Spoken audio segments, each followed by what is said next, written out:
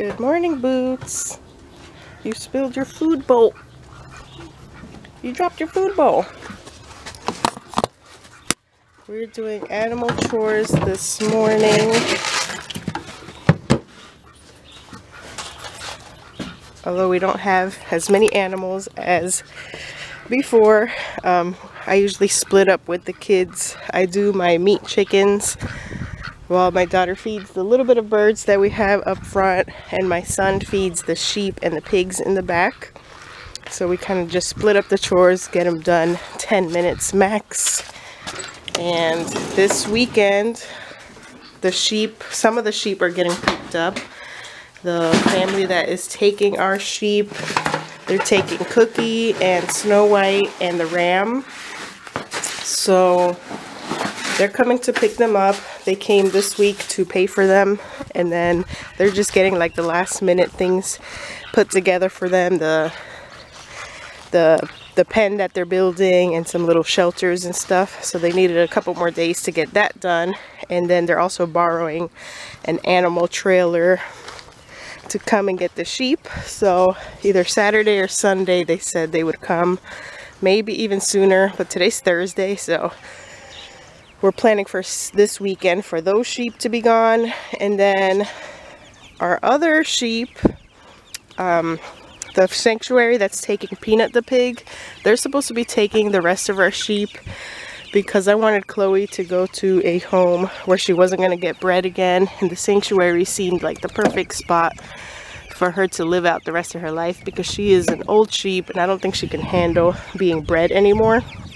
So she agreed to take Chloe, the sanctuary agreed to take Chloe, Chloe's baby, and then the extra female sheep that we had left. And that'll be their first time raising sheep. And then we will have no more sheep left in the back. And they're also going to take Peanut, the pet pig. So at that point we'll only have the one pink pig in the back. So that is pretty exciting. And we have our meat birds here. We had a little issue with the meat birds. One day I completely forgot that when you have meat birds like this, and this is like the only shelter that they have, the tarp. We're in Florida, so it is warm here in the winter. Like right now, today is 80 degrees outside, so definitely don't need like an enclosed heated shelter or anything.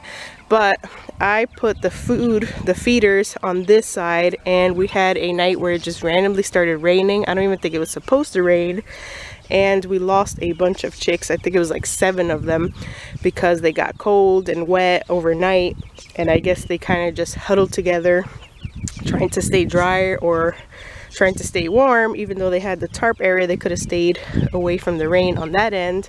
But we found 7 of them dead, and they were all like trampled under. You could tell they were squashed under the weight of all the other birds. So we lost 7 of them, and I think before that we've only lost 1 when they were itty bitty chicks. But this is the batch that I had ordered 25, and then the company accidentally sent us 50. So it's not like any type of monetary loss at all. So we still got quite a bit of birds in here, minus those 7 that died.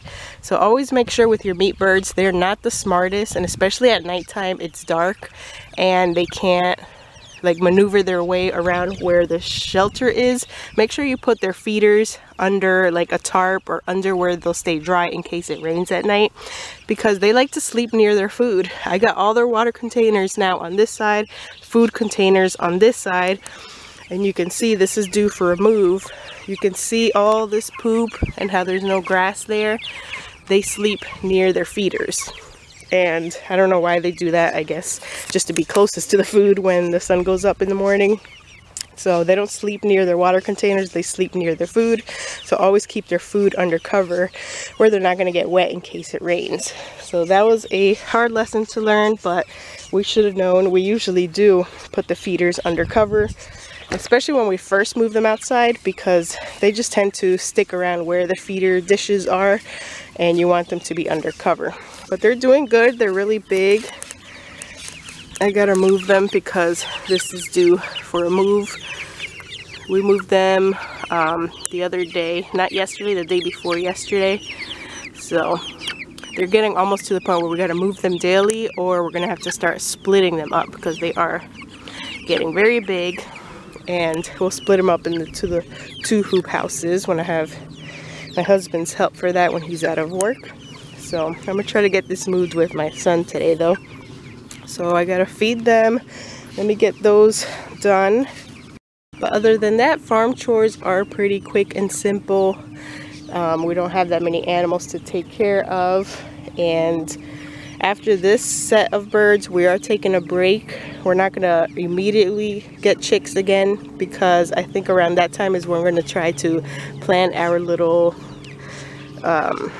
couple-day trip to the state that we're going to be visiting and exploring, in hopes that it is our future state we're going to move into. So I don't want to have chicks. I want to have just a smallest amount of animals as we can when we leave for that, because whoever will be coming here to farm sit, then they'll just have to worry about feeding the dogs for us and the couple chickens that we have and Turbo the duck.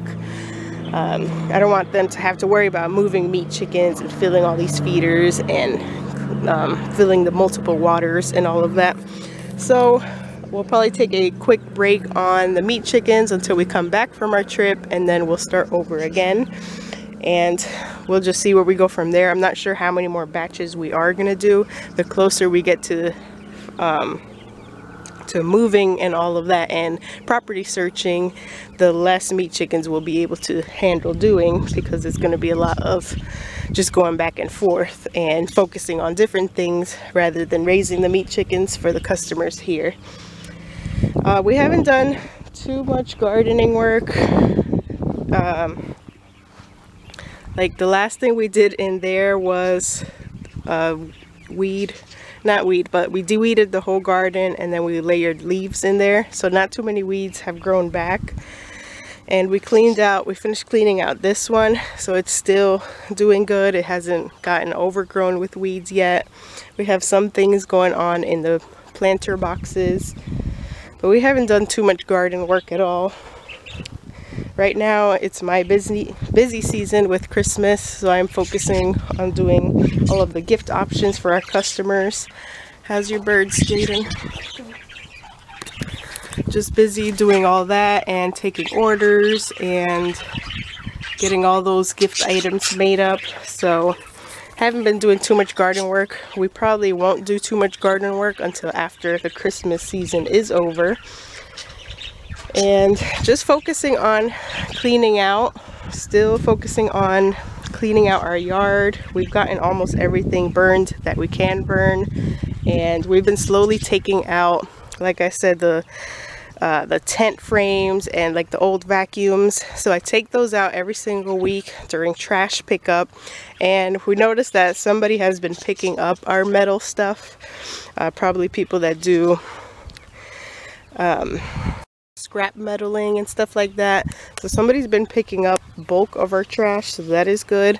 And I'm guessing I'm going to try to find somebody to pick up the big pile of the old rusted fence that we removed. I'm not sure if that has any value, but figured I might as well try. I'll gather it all up into a pile and then post it up for scrap metal, or maybe slowly start bringing it to the front as well. So I haven't physically seen who has been picking up our stuff, but somebody has been picking it up before trash day, before the actual trash truck comes, so that is good. So we might not have to rent something to throw all that stuff out, which saves us money in the long run. Plus we're not moving anytime soon, so there's really no rush. If we slowly get rid of it, that'll probably be the best bet for us and save ourselves some money and trouble of having to rent anything. Plus it's better for it to go to the recycling places rather than just the landfill. So everything is doing good. We're still on the cleaning up phase, and I've been looking at properties in the state that we're looking into. There's not very many options available, so just been browsing and just playing around with the filters and filtering exactly what we want in the areas we want it. So I found some things that we would be able to afford, but obviously they would need a lot of work, and some of them don't have as much land. We're looking for a minimum 5 acres because that's what we have here, but if we can get more, then that would be the best for us, especially if we want to raise the bigger animals, like a couple cows at a time, every other year or every year. And we want to have designated areas for sheep, maybe goats, and just a little bit more space than what we have now would be nice, because we can let those animals graze on a bigger plot of land. We're here with 5 acres and 4 of them being usable, 1 acre not being usable in the back. We've only really raised 1 cow at a time on our property. So a little more space I think would be helpful, but we're on a budget as well for house shopping, so we have to see what we can afford, and I'm keeping my eye on the market and the options. And I think from this time next year, I think we'll start seeing some more properties pop up than what are on there now. Turbo. So yeah, just wanted to give a quick update for our farm channel. It's been a while since I posted anything. Let me know if you have any video ideas, if you're interested in any of the gifts that I'm making. I'm making a lot of DIY things for our business, candle and soap sets. I'm making jam sampler boxes. I made some little homemade lip balms, peppermint chapsticks. What else am I making? Cookies, assorted cookies for Christmas. I always do those. Jaden this year is selling peppermint bark, assorted peppermint bark boxes for customers. I feel like there was one more thing. Maybe that was it. But if you're interested in buying any of that stuff or learning how we make any of that stuff and put it together, I could definitely do a video on that. But if you check out our Instagram page or our Facebook page, I've been posting all of our gift options on there, and some of them we can ship. So I've already done that with one of our viewers, so thank you for ordering something from us and supporting our business. But like things like the jam boxes and candles and soaps ship really good. Not so much the Christmas cookies, those are a little more sensitive and not as shelf stable. But a lot of our products can ship good. Oh yeah, hot chocolate bombs. Those are a big one that I sell every year. And I do have videos posted on hot chocolate bombs. So yeah, that is what we are selling this year. We've already started getting lots of orders and lots of interest on our pages. So if there is anything that interests you, definitely check out our pages and know that we can ship. Usually for shipping, it's like $9–10 for like a medium, small to medium sized gift. Bigger items, like if we use a big flat rate box, fill it up with a couple options, that would cost about $20, I'm estimating. But I can give you an exact quote on that once I know what zip code you're in and the weight of the box and all of that. So check out our pages and see. The faster the better for shipping, so that it does not get delayed and it'll get to you before Christmas. But yeah, if you have any other video ideas that we can do, just let me know in the comments and I'll try my best while I have time. But especially after this Christmas season, I'll have way more time to be more consistent in posting videos. But that is it for today. That is what is going on around here and what we're working on recently. I'll see you guys in the next video.